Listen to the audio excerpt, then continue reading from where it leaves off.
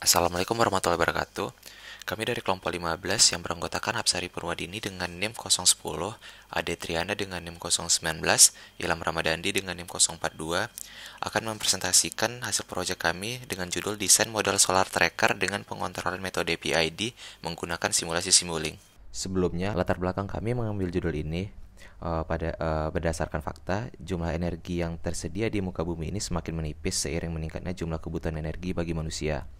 Perkembangan teknologi energi surya yang terjangkau, tidak habis, dan bersih akan memberikan keuntungan jangka panjang yang besar. Pada masa sekarang, energi matahari yang berasal dari sinar matahari banyak diaplikasikan menjadi solar cell. Pada saat ini, pemasangan solar cell mayoritas masih dalam keadaan statis atau diam. Hal ini menyebabkan penyerapan sinar matahari menjadi tidak optimal. Dengan adanya hal tersebut, maka dibuatlah suatu alat yang dinamakan solar tracker. Selanjutnya untuk tujuannya, pertama kami merancang dan membuat desain mekanik solar tracker. Yang kedua, menjelaskan cara kerja sistem pengendalian solar tracker. Yang ketiga, menjelaskan perbandingan daya output antara solar cell tracking dan non tracking. Dan yang terakhir, menjelaskan sistem kendali solar tracker. Adapun metode penelitian yang kami lakukan, tahap pertamanya itu penulisan proposal. Ketika sudah selesai, selanjutnya masuk ke penulisan dokumen perancangan. Selanjutnya melakukan implementasi perancangan dan analisis.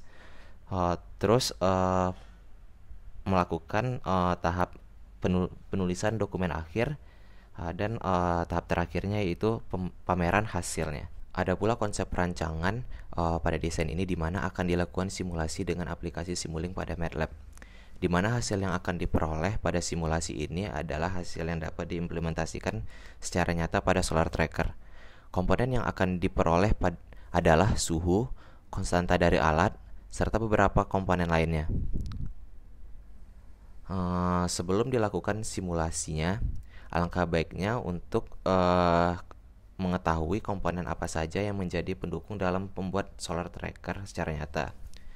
Setelah komponen pendukung diketahui, maka dapat dilakukan simulasi pada aplikasi Simulink.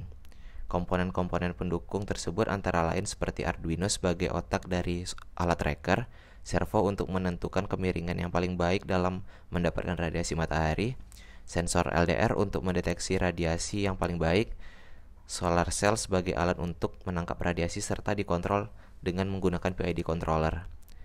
Setelah diketahui, maka akan dapat dilakukan simulasi pada aplikasi Simulink untuk mendapatkan hasil yang paling maksimal sehingga dapat diimplementasikan pada solar tracker secara nyata. Perancangan dilakukan untuk melihat seberapa akurat dan seberapa baik alat yang telah dirancang. Sebelum kami menunjukkan hasil simulasinya, ada baiknya mengetahui komponen apa saja yang ada pada suatu sistem. Ada 5 komponen penting yang ada pada sistem. Yang pertama, input, merupakan segala sesuatu yang masuk ke dalam sistem dan selanjutnya menjadi bahan yang diproses. Yang kedua, controller, merupakan alat untuk mengendalikan, memerintahkan, dan mengatur keadaan dari suatu sistem. Yang ketiga, plant, yang merupakan perangkat yang digunakan untuk melakukan operasi tertentu sebagai objek kontrol. Kemudian yang keempat, sensor, merupakan alat yang digunakan untuk mendeteksi adanya perubahan. Dan terakhir, output, merupakan data yang telah diproses menjadi suatu hasil. Untuk data yang kami gunakan, yang pertama sebagai plannya yaitu motor DC, untuk kontrolernya yaitu PID, dan untuk sensornya yaitu LDR. Untuk data yang akan kami ambil adalah grafik hasil perbandingan PV statik dan PV solar tracker dengan perubahan PID. PV statik berfungsi sebagai pembanding dengan PV solar tracker. Untuk simulation time-nya kami rancang 80 second karena pada saat waktu tersebut sistem berhenti baik PV statik maupun PV solar tracker. Selanjutnya, untuk melakukan percobaan, dilakukan perubahan pada controller parameternya untuk mendapatkan hasil grafik pada sistem. Misalnya, ketika saat PID sebesar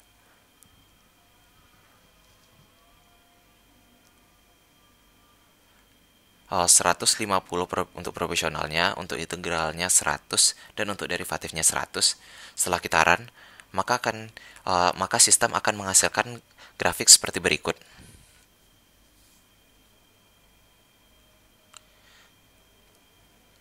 Nah, kemudian apabila kita ganti kontrol parameternya di proporsionalnya menjadi 50, derivatifnya menjadi 0, dan integral tetap 0, setelah kita run, maka akan kita dapatkan grafik seperti berikut.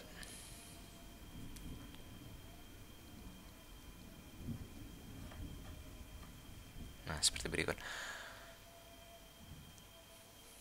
Kemudian kita ubah kontrol parameternya di integralnya menjadi 0. Derivatif dan proporsionalnya tetap 50 dan 0. Maka akan didapatkan hasil grafik seperti berikut.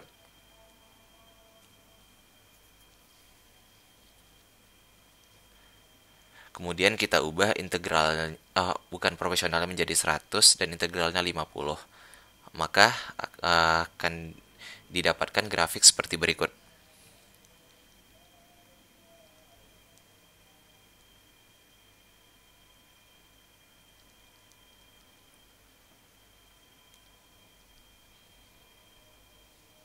Dan untuk percobaan terakhir, kita ubah kontrol parameternya menjadi 100 untuk proporsional, integral, dan derivatif. Setelah kita run, maka akan didapatkan hasil grafik seperti berikut.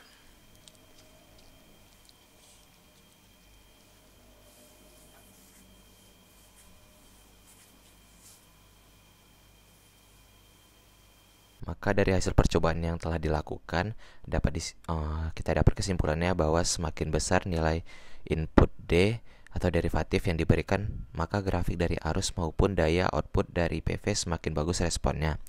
Pada grafik arus dan daya output PV, jika dipengaruhi oleh controller I, maka rise time-nya semakin kecil. Besar nilai pada rangkaian statik konstan.